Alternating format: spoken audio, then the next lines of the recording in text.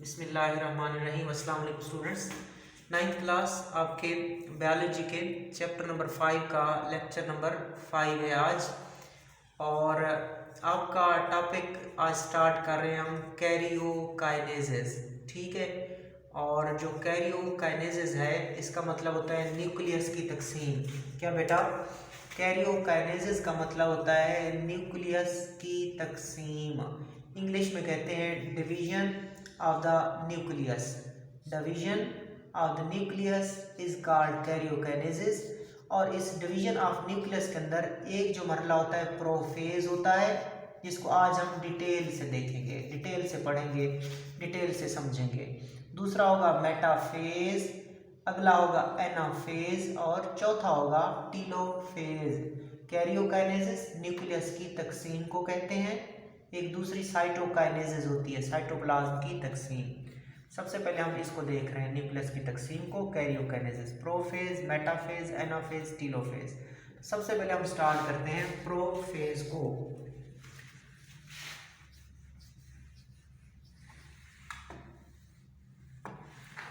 समझते जाइएगा बेटा, मैं डायग्राम से आपको समझाता जाऊंगा मुख्तलिफ चीजें, तो आपने फोकस रखना है बेटा। प्रोफेज ये आपका टॉपिक है। नॉर्मली कहते हैं आमतौर पर, the genetic material in the nucleus is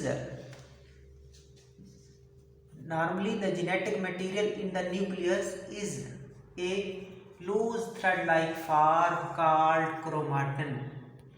ठीक है कि आमतौर पर the genetic material in the nucleus is a, in भी ठीक है, इज भी ठीक है, is a loose thread like form called chromatin. ये देखें इधर, ये एक सेल है और ये सेल का न्यूक्लियस है।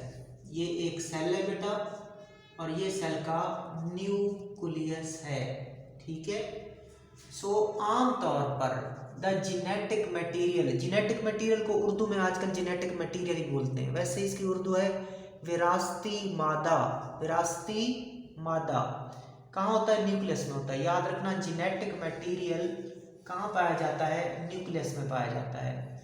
और वो आमतौर पर कैसा होता है? एक nucleus is a loose thread like form, वो पतले धागों की शक्ल में होता है। ठीक है। तो न्यूक्लियस के अंदर जो विरासती मादा मौजूद है, न्यूक्लियस के अंदर जो जेनेटिक मटेरियल मौजूद है, वो किस शक्ल में मौजूद है? वो एक लूज थ्रेड लाइक फॉर्म में मौजूद है। लूज थ्रेड लाइक फॉर्म मौजूद है, पतले पतले धागों की शक्ल में वो मौजूद होता है। उन पतले पतले धागों को बेटा क्या कहते हैं? क्रोमाटिन कहते हैं। क्रोमाटिन कहते हैं। तो ये जो मैंने पतले पतले धागे बनाए न्यूक्लियस के अंदर, ये बेसिकली क्या है? जेनेटिक मटेरियल है। जेनेटिक मटेरियल, विरासती मादा, जो विरासत को कंट्रोल करता है, जो खसूसियात को कंट्रोल करता है, जो माँ बाप से बच्चों में जाता है। ठीक है। तो जेनेटिक मटेरियल जो कि न्यूक्लियस के अंदर मौजूद होता है, वो आमतौर पर लूज थ्रेड लाइक फॉर्म पर मुश्तमिल होता है। उस लूज थ्रेड लाइक फॉर्म का नाम होता है क्रोमाटिन। क्या बेटा? क्रोमाटिन। Okay, chromatin. ठीक हो गया। और नॉर्मली, अब नॉर्मली का मतलब आपने ये लेना है जब सेल तकसीम नहीं होता, जब सेल तकसीम नहीं हो रहा। नॉर्मली का मतलब जब सेल तकसीम नहीं हो रहा। ठीक हो गया, ये याद रखना है। जब सेल तकसीम नहीं हो रहा होता तो उसका जो जेनेटिक मटेरियल है वो लूज थ्रेड लाइक फॉर्म पर मुश्तमिल होता है। उस लूज थ्रेड लाइक फॉर्म का नाम क्रोमाटिन है। यहाँ तक आपने क्लियर किया। अब आगे चलते हैं। अब सेल तकसीम होने लगा है और सेल की तकसीम में सबसे पहला मरहला प्रोफेज होता है। सबसे पहला मरहला न्यूक्लियस की तकसीम होता है जो कैरियोकाइनेसिस है, और कैरियोकाइनेसिस का पहला मरहला प्रोफेज होता है। So at the onset of prophase, at the onset, onset कहते हैं शुरू, जैसे प्रोफेज शुरू होता है, क्रोमाटिन कंडेंसेस, क्रोमाटिन गाढ़ा हो जाता है, वो पतले धागे गाढ़े हो जाते हैं। कंडेंस का मतलब गाढ़े हो जाना, इकट्ठे हो जाना। क्या बनाते हैं? हाईली ऑर्डर्ड स्ट्रक्चर, एक बहुत ज्यादा तरतीब वाली, बहुत ज्यादा तरतीब वाली साख्त बनाते हैं, बहुत ज्यादा तरतीब वाली स्ट्रक्चर बनाते हैं। उस हाईली ऑर्डर स्ट्रक्चर को हम क्रोमोसोम कहते हैं, क्रोमोसोम कहते हैं। यहां तक देख लें एक दफा, मैं दोबारा एक डायग्राम से समझा देता हूं।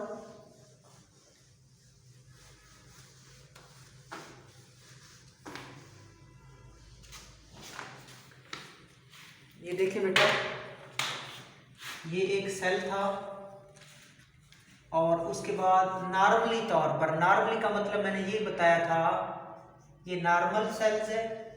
नॉर्मल सेल का मतलब इंटरफेज है, इंटरफेज का मतलब वो तकसीम नहीं हो रहा। मैं इसको लिख देता हूँ इंग्लिश में, नॉट डिवाइडिंग। अभी डिवाइड नहीं हो रहा, फिर क्या कर रहा है? तैयारी कर रहा है। सो नॉट डिवाइडिंग है, इंटरफेज में है, नॉर्मल सेल्स है। नॉर्मल सेल में जो जेनेटिक मटेरियल होता है वो पतले धागों पर मुश्तमिल होता है। उन पतले धागों को क्या कहते हैं? क्रोमाटिन कहते हैं। क्या कहते हैं बेटा? क्रोमाटिन कहते हैं। अब क्या होने लगता है? अब प्रोफेज का मरला शुरू हो जाता है। जैसे ही किसका मरला शुरू हो जाता है?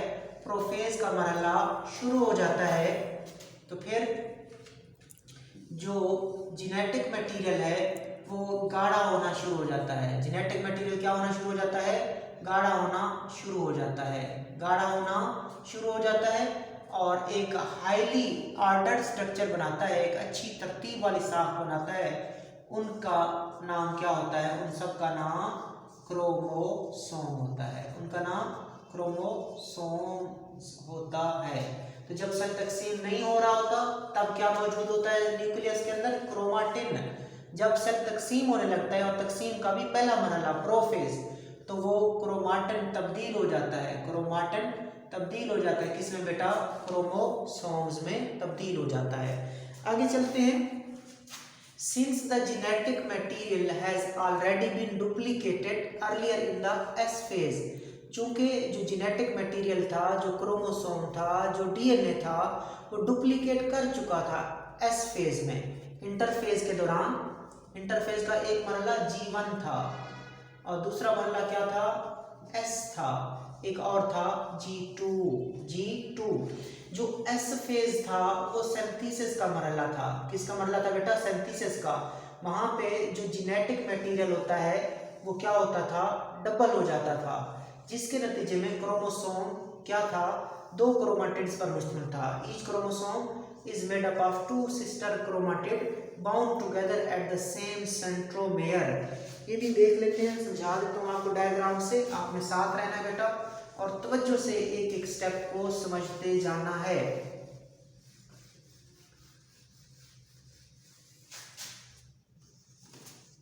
पहले जो क्रोमोसोम था, पहले जो क्रोमोसोम था वो एक क्रोमाटिड पर मुश्तमिल था। फिर आया एस फेज का मरहला। कौन सा फेज? एस फेज आया और एस फेज में वो जो जेनेटिक मटेरियल था, कौन सा?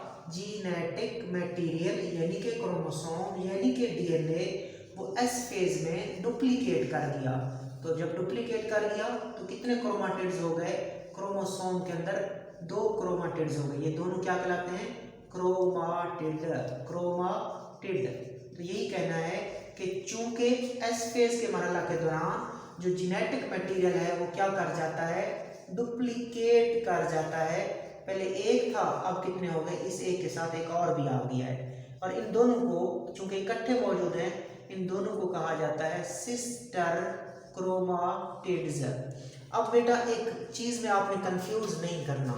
एक चीज अक्सर बच्चे कंफ्यूज करते हैं स्टूडेंट्स, ये है क्रोमाटिड। ये क्या है? क्रोमाटिड या क्रोमाटिड्स। ये लफ्ज जो मैंने ऊपर लिखा है ये है क्रोमाटिन। ये तो जब सेल तकसीम नहीं हो रहा था, आमतौर पर जब सेल तकसीम नहीं हो रहा था, इंटरफेज में होता है, तो न्यूक्लियस के अंदर जो जेनेटिक मटेरियल होता है वो लूज थ्रेड लाइक फॉर्म में होता है, वो पतले धागों पर होता है, मुश्तमिल होता है। उन पतले धागों को क्रोमाटिन कहते हैं, ठीक है। और फिर वो जैसे ही प्रोफेस शुरू होता है वो पतले धागे एक हाईली ऑर्डर्ड स्ट्रक्चर में तब्दील हो जाते हैं, तरतीब वाली साख में तब्दील होते हैं, वो क्रोमोसोम है। क्रोमोसोम 2 आर्म्स पर मुश्तमिल होता है।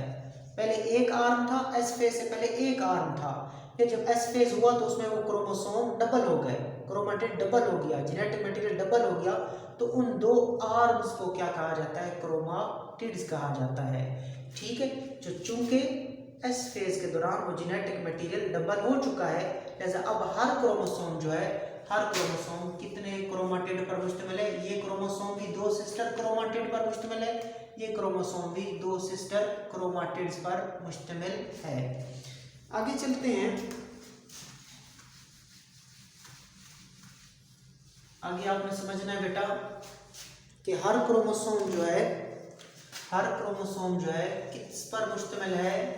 2 सिस्टर क्रोमाटिड पर मुश्तमिल है। ये एक क्रोमोसोम है, चूंकि क्रोमोसोम डुप्लीकेट कर चुके हैं, लिहाजा हर क्रोमोसोम 2 सिस्टर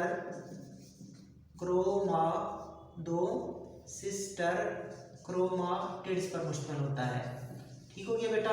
और ये दोनों सिस्टर क्रोमाटिड एक पॉइंट पे मिले होते हैं, एक पॉइंट के ऊपर मिले होते हैं, इस पॉइंट का नाम सेंट्रोमेयर होता है, ठीक हो गया। इस पॉइंट का नाम सेंट्रोमेयर होता है। क्रोमोसोम 2 सिस्टर क्रोमाटिड्स पर मुश्तमिल है और 2 सिस्टर क्रोमाटिड एक पॉइंट पे मिले होते हैं, उस पॉइंट का नाम सेंट्रोमेयर है। Each chromosome also has a kinetochore at the centromere. Kinetochore is a complex protein structure that is point where spindle fibers attach. अब ये समझना है बेटा कि 2 सिस्टर क्रोमाटिड एक पॉइंट पे मिले होते हैं, उस पॉइंट का नाम क्या होता है? सेंट्रोमेयर। सेंट्रोमेयर के अंदर एक इलाका होता है, उसका नाम होता है काइनेटोकोर, काइनेटोकोर, ठीक है। सेंट्रोमेयर, ये सेंट्रोमेयर है, ये वाला जो मैं सर्कल कर रहा हूँ, उसके अंदर क्या है? उसके अंदर काइनेटोकोर है। So each chromosome also has a kinetochore at the centromere. Her chromosome में सेंट्रोमेयर के अंदर, सेंट्रोमेयर के अंदर क्या होता है? काइनेटोकोर होता है। हर क्रोमोसोम के सेंट्रोमेयर के अंदर काइनेटोकोर का इलाका होता है। अब kinetochore is a complex protein. Kinetochore एक क्या है? पेचीदा प्रोटीन है। काइनेटोकोर एक कॉम्प्लेक्स प्रोटीन है, ये एक पेचीदा प्रोटीन है। दैट इज पॉइंट, और ये वो जगह है, ये वो मकाम है। कौन? काइनेटोकोर वो मकाम है वेयर स्पिंडल फाइबर अटैच, जहाँ पे आके क्या जुड़ते होते हैं? स्पिंडल फाइबर अटैच होते हैं। ये जो मैं अटैच कर रहा हूँ इनको बोलते हैं स्पिंडल फाइबर्स। क्या बेटा? इनको बोलते हैं स्पिंडल फाइबर्स।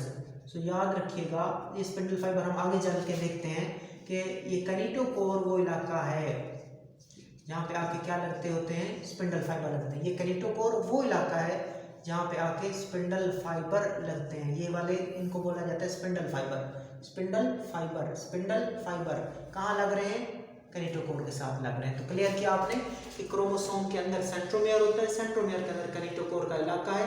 काइनेटोकोर क्या है? एक कॉम्प्लेक्स प्रोटीन है जिसके साथ आके कौन से फाइबर लगते हैं? स्पिंडल फाइबर आके अटैच होते हैं। इनको बाद में देखेंगे, आपको समझ आ जाएगी। फिलहाल आप इतना पता हो कि काइनेटोकोर के साथ क्या जुड़ते हैं? स्पिंडल फाइबर आके जुड़ते हैं।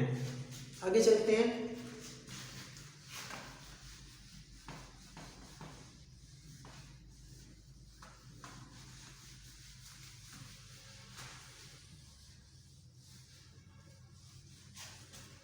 अब क्या हो रहा है बेटा? There are 2 centriole collectively called centrosome close to the nucleus. Each centriole duplicates and thus 2 daughter centrosomes are formed. Both centrosomes migrate to the opposite pole of the cells.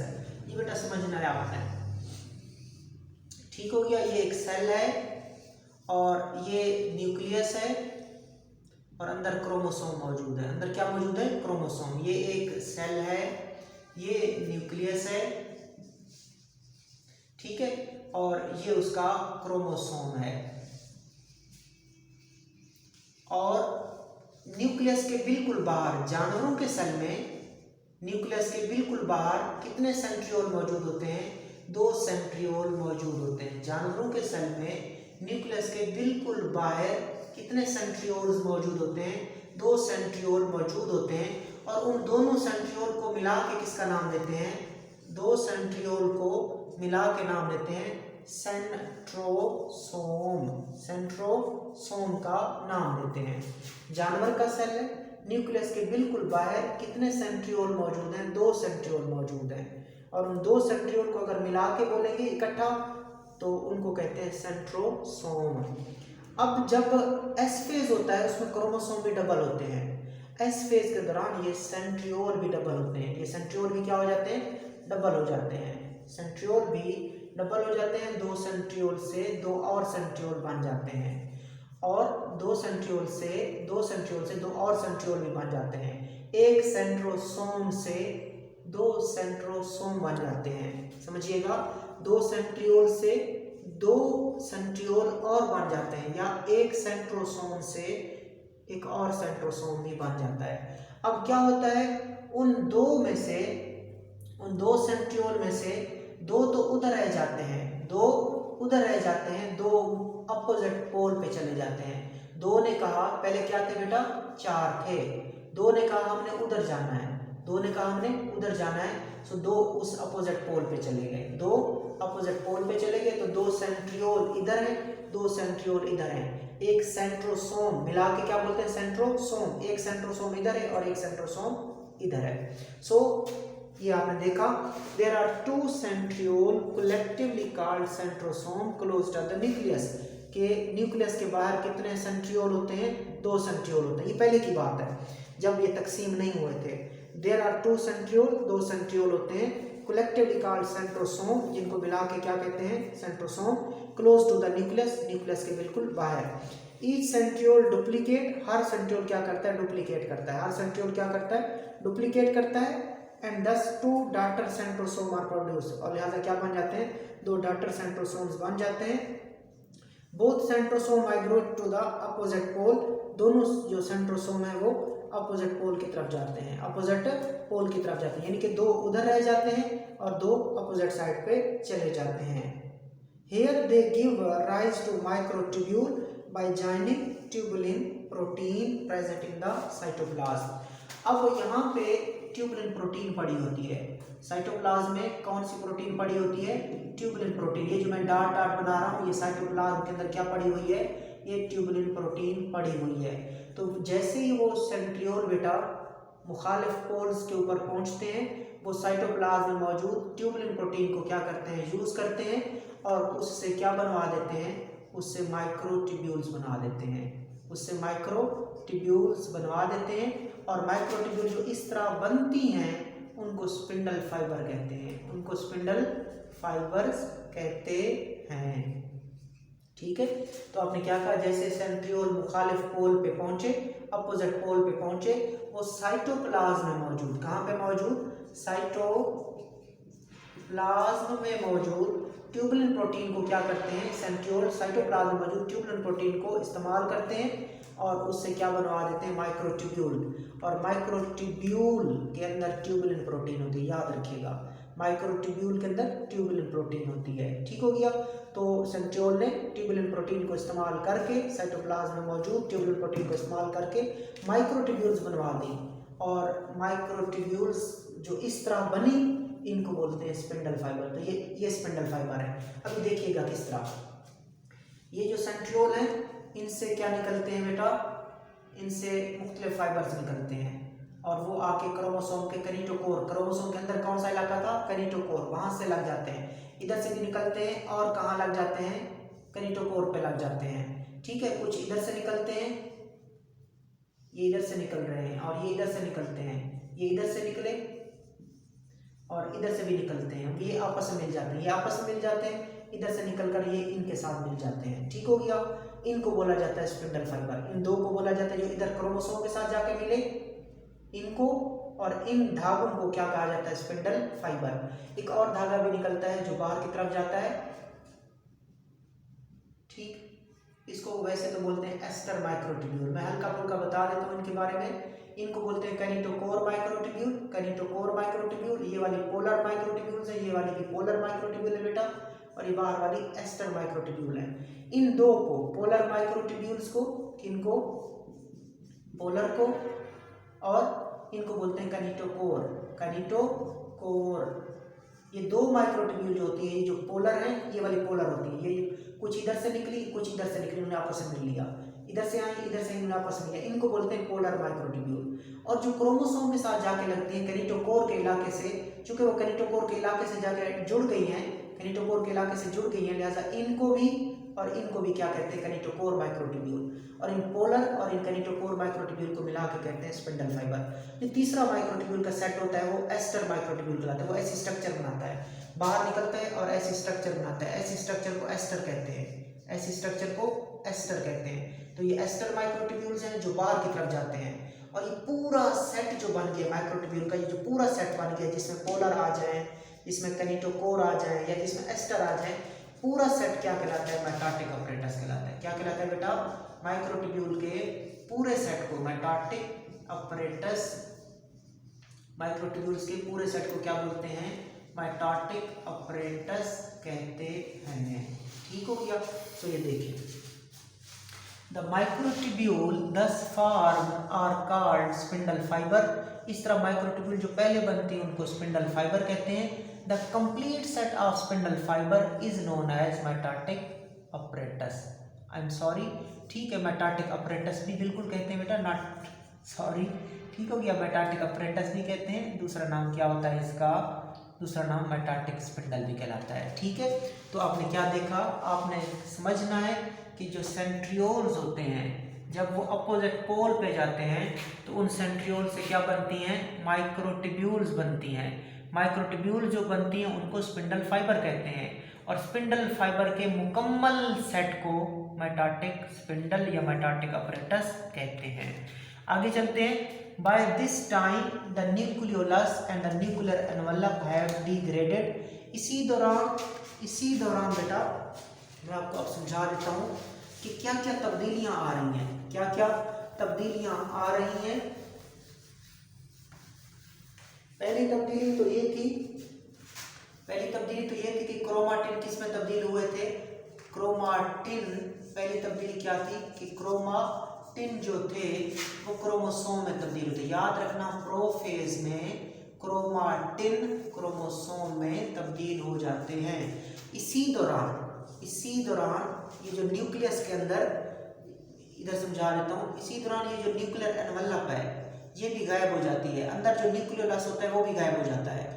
तो इसी दौरान ये देखिएगा कि अंदर क्रोमोसोम भी मौजूद है, थोड़ा बड़ा करके, ये न्यूक्लियस है, ये वाला न्यूक्लियस बन गया, ठीक है, ये क्रोमोसोम है, और ये न्यूक्लियोलस है, ये जो काला धब्बा ये न्यूक्लियोलस है, ये क्रोमोसोम है।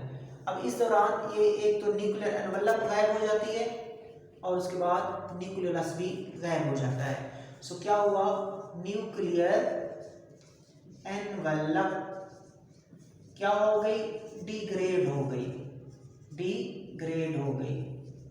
डिग्रेड का मतलब क्या होता है? ब्रेक डाउन कर गई, टूट गई, ठीक है, डिग्रेड कर गई, ब्रेक कर गई, दूसरे लफ्जों में डिसअपेयर हो गई, गायब हो गई, ठीक है। और क्या हुआ? जो न्यूक्लियोलस था अंदर जो न्यूक्लियोलस था, वो जो काला धब्बा था, इधर काला डार्क स्पॉट था, वो भी क्या हो चुका है? वो भी गायब हो चुका है। न्यूक्लियोलस भी क्या हो चुका है? डिसअपेयर हो चुका है, या ब्रेक हो चुका है, या डिग्रेड हो चुका है। तो तीन चीजें हो चुकी हैं। फिलहाल प्रोफेज की बात कर रहे हैं। क्रोमाटिन क्रोमोसोम में बदल चुके हैं, न्यूक्लियर एनवलप टूट चुकी है, न्यूक्लियोलस भी टूट चुका है या ये गायब हो गया है। आगे चले। And spindle fibres have invaded the central space, और दरमियान में स्पिंडल फाइबर आ चुके हैं। दूसरे लफ्जों में स्पिंडल फाइबर बन गए हैं, स्पिंडल फाइबर बन चुके हैं, ठीक हो गया। और कहाँ पे बन गए? इसको कहते हैं ऑर्गेनाइज मतलब मुनज़्ज़म हो चुके हैं। और कहाँ पे आ चुके हैं? द तकरीबन सेल के दरमियान में, सेल के दरमियान में, सेल की सेंट्रल स्पेस में आ चुके हैं। तो याद रखिएगा, जब भी प्रोफेज आए तो ये बातें आपने याद रखनी होती हैं। स्पिंडल फाइबर बन जाते हैं, आपके सामने मैंने बनाए स्पिंडल फाइबर थोड़ी देर पहले, मेटाटिक अपरेटस से स्पिंडल फाइबर बनाए। न्यूक्लियोलस डिग्रेड कर दिया, गायब हो गया। न्यूक्लियर एनवेलप डिग्रेड हो गई, टूट गई, गायब हो गई। और क्रोमाटिन, क्रोमाटिन किस में तब्दील हो चुका होता है प्रोफेज में? क्रोमोसोम्स में। ये था, ये जानवरों के सेल का हाल अहवाल था बेटा। ये किसके सेल का हाल अहवाल था? जानवरों के सेल का हाल अहवाल था। अब चलते हैं पौधों के सेल में क्या होता है। पौधों के सेल में दरमियान में तो वैक्यूल होता है बेटा। पौधों के सेल में दरमियान में तो क्या होता है? वैक्यूल होता है। और साइड पे क्या होता है? न्यूक्लियस होता है। साइड पे क्या होता है? न्यूक्लियस होता है। न्यूक्लियस साइड पे होता है पौधों के सेल में। This is plant cell and this is nucleus and this is vacuole. तो फिर अब क्या होगा? और मैं आपको बता दूं, प्लांट के अंदर सेंट्रियोल नहीं होते। प्लांट के अंदर सेंट्रियोल्स नहीं होते। ठीक हो गया? प्लांट सेल है, साइड पे न्यूक्लियस है, दरमियान में वैक्यूल है, और प्लांट सेल के अंदर सेंट्रियोल्स नहीं होते। तो क्या होगा देखें, इन highly vacuolated plant cells the nucleus has to migrate, the nucleus has to migrate to the center of the cell before prophase। के जो पौधों के वैक्यूल रखने वाले सेल्स होते हैं उसमें न्यूक्लियस को लाजमी दरमियान में आना पड़ता है। तो वैक्यूल पानी खारिज करेगा, साइज उसका छोटा हो जाएगा और न्यूक्लियस दरमियान में आ जाएगा। जो पौधों के जो वैक्यूल रखने वाले सेल्स होते हैं उनके न्यूक्लियस को सेल के वस्त में, सेल के मरकज में, सेल के सेंटर में माइग्रेट करना पड़ता है, हिजरत करनी पड़ती है। किससे पहले? प्रोफेज से पहले। पौधों के वैक्यूल रखने वाले सेल्स में न्यूक्लियस को प्रोफेज से पहले दरमियान में आना पड़ता है। The cells of the plant lack centriole। lack का मतलब होता है कमी, ना होना। पौधों के सेल्स में सेंट्रियोल नहीं होते। पौधों के सेल में सेंट्रियोल की कमी होती है। सो स्पिंडल फाइबर्स आर फॉर्म्ड। लिहाजा स्पिंडल फाइबर क्या करते हैं? बनते हैं by the aggregation of the tubular protein on the surface of the nuclear envelope during prophase। तो चूंकि बेटा इसमें सेंट्रियोल तो है नहीं, पौधे के सेल में सेंट्रियोल नहीं होते, पौधे के सेल सेंट्रियोल लैक करते हैं, तो फिर ट्यूबुलिन प्रोटीन मौजूद होती है। तो फिर ये स्पिंडल फाइबर कैसे बनाएंगे? पौधे के सेल में जो ट्यूबुलिन प्रोटीन होती है वो न्यूक्लियर एनवेलप, न्यूक्लियस के गिर्द जो मेम्ब्रेन होती है बेटा, उसका नाम क्या होता है? Nuclear membrane. न्यूक्लियस को जो मेम्ब्रेन सराउंड करती है that is called nuclear membrane. चूंकि पौधे के सेल में सेंट्रियोल नहीं है, ठीक है, तो जो साइटोप्लाज्म में ट्यूबुलिन प्रोटीन मौजूद होती है वो न्यूक्लियर मेम्ब्रेन के ऊपर इकट्ठी होना शुरू हो जाती है, और इकट्ठे होते होते वहां से भी क्या बनना शुरू हो जाते हैं? स्पिंडल फाइबर बनना शुरू हो जाते हैं। सो ट्यूबुलिन प्रोटीन एग्रीगेट करती है, इकट्ठे होती है। एग्रीगेट का मतलब इकट्ठे होती है और क्या बना देती है? स्पिंडल फाइबर बना देती है। स्पिंडल फाइबर्स बना देती है किसके ऊपर? न्यूक्लियर एनवेलप के ऊपर, न्यूक्लियर मेम्ब्रेन के ऊपर, न्यूक्लियस की मेम्ब्रेन के ऊपर स्पिंडल फाइबर बना देती है। कौन? Tubulin protein. कैसे? ट्यूबुलिन प्रोटीन जो साइटोप्लाज्म में मौजूद होती है वो न्यूक्लियर एनवेलप के ऊपर इकट्ठे होकर स्पिंडल फाइबर बना देती है। सेंट्रियोल ने क्यों नहीं बनाया स्पिंडल फाइबर? क्योंकि पौधे के सेल में सेंट्रियोल तो है ही नहीं। तो फिर ट्यूबुलिन प्रोटीन खुद किरदार अदा करती है, न्यूक्लियर एनवेलप के ऊपर जाके इकट्ठे होती है, एग्रीगेट करती है और क्या बनाती है? स्पिंडल फाइबर बना देती है। एक इंफॉर्मेशन है, ये मैंने लास्ट लेक्चर में भी आपको बता दी थी। आपसे पूछा जाएगा कि prokaryotes do not have proper, कल मैंने कहा था कि प्रोकैरियोटिक जो सेल होता है, प्रोकैरियोटिक जो सेल होता है उसमें माइटोसिस नहीं होती, उसमें प्रॉपर माइटोसिस नहीं होती। कौन सी? प्रॉपर माइटोसिस नहीं होती, ठीक माइटोसिस नहीं होती, मुनासिब माइटोसिस नहीं होती। क्यों? कल भी जवाब दे दिया था, दोबारा देख लेते हैं कि प्रोकैरियोटिक सेल के अंदर प्रॉपर माइटोसिस नहीं होती।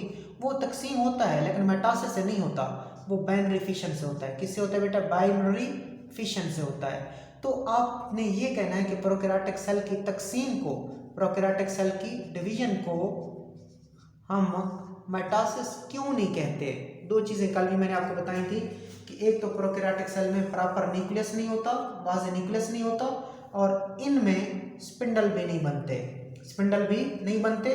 अगर किसी के पास प्रॉपर न्यूक्लियस ना हो, मुनासिब न्यूक्लियस ना हो, और किसी के पास अगर स्पिंडल फाइबर भी ना बने तो हम उसको माइटोसिस नहीं कहते। So prokaryotes do not have proper nucleus and do not for spindle during division, that is why their division is not called mitosis. Prokaryotes में मुनासिब न्यूक्लियस नहीं होता, वाज़े न्यूक्लियस नहीं होता, लिहाजा एक तो वाज़े न्यूक्लियस नहीं होता और they do not form spindle during division, और वो डिवीजन के दौरान स्पिंडल भी नहीं बनाते। प्रॉपर न्यूक्लियस नहीं होता, डिवीजन के दौरान स्पिंडल फाइबर नहीं बनाते। इन दो की वजह से हम कहते हैं कि उनके अंदर प्रॉपर माइटोसिस नहीं होती। तो ये बेटा आज आपका टॉपिक था। अल्लाह हाफिज़।